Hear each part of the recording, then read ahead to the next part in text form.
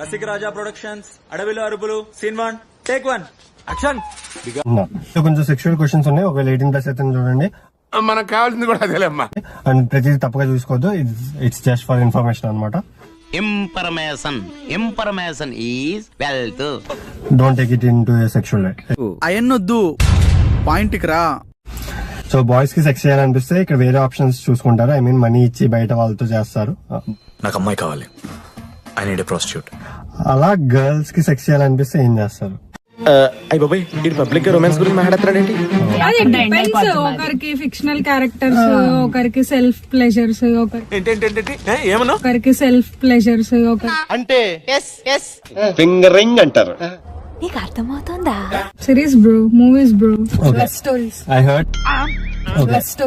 Heard నీకు దండం అమ్మా.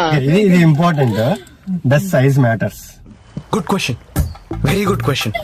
For some people it matters, for some people it matters. What a bright girl, what a bright girl. Do girls talk about masturbating among themselves? అది common కాదురా, కామం. మాట్లాడదు పక్క. కానీ అమ్మాయిలు బిట్లు చూస్తారా అంట. చూడరు, రోజు చూస్తూనే ఉన్నాను. Pornography, blue films. చూస్తారు, ఎందుకు చూడరు?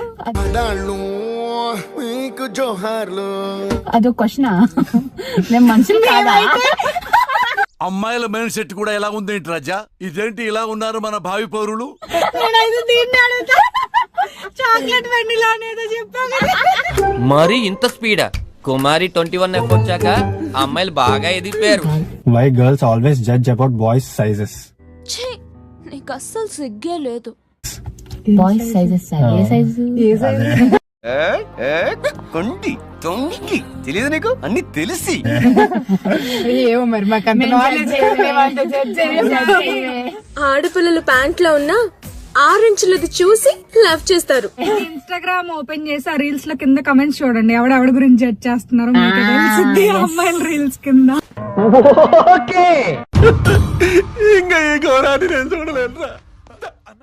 సబ్స్క్రైబ్ చేసుకోవచ్చు కదా.